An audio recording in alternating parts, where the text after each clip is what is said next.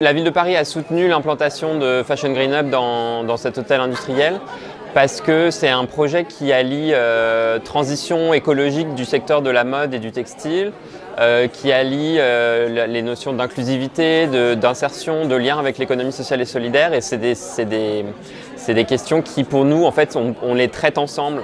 Les questions de transition écologique et de transition solidaire et d'accès à l'emploi pour les personnes éloignées de l'emploi. C'est des choses qu'on traite ensemble parce qu'on ne veut pas que la transition écologique laisse sur le carreau des personnes éloignées de l'emploi. On voit ça au contraire comme une manière de réinsérer dans la société des personnes éloignées de l'emploi. L'économie sociale et solidaire, en France, au niveau national, c'est 10% du PIB. C'est 10% du PIB, c'est grosso modo 10% de l'emploi.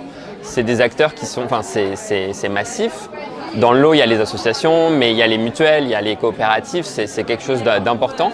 Et à Paris, on est grosso modo dans la moyenne française des 10%, donc c'est conséquent. Ça ancre l'économie localement.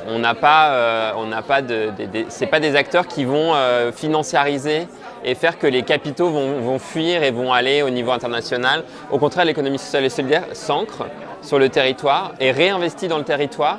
C'est aussi pour ça qu'on a soutenu Fashion Green Hub, c'est parce que voilà, ils se sont implantés ici et ils ont passé des commandes à des acteurs locaux du 13e arrondissement, du 14e, d'ailleurs dans Paris, d'Île-de-France.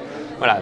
Et là, on trouve que ça incarne vraiment bien tout ça, au-delà des notions environnementales et sociales. Pourquoi on a voulu soutenir un projet dans le textile? Parce que Paris, c'est une ville une des capitales de la mode au niveau mondial, et donc évidemment, c'est quelque chose qui, c'est pas comme à Roubaix, c'est pas forcément un bassin industriel de production, même s'il y a beaucoup d'ateliers quand même dans Paris.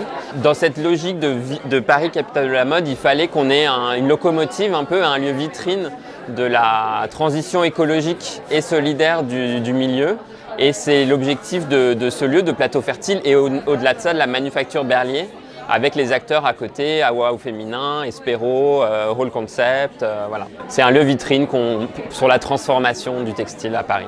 Maintenant qu'on a cette locomotive et cette vitrine sur la production textile circulaire responsable, on va poursuivre et on va continuer à soutenir évidemment les lieux. Maintenant, on veut aussi aider à développer tout ce qui est réparation textile, avec l'actualité autour de la mise en place du fonds réparation de Refashion, évidemment.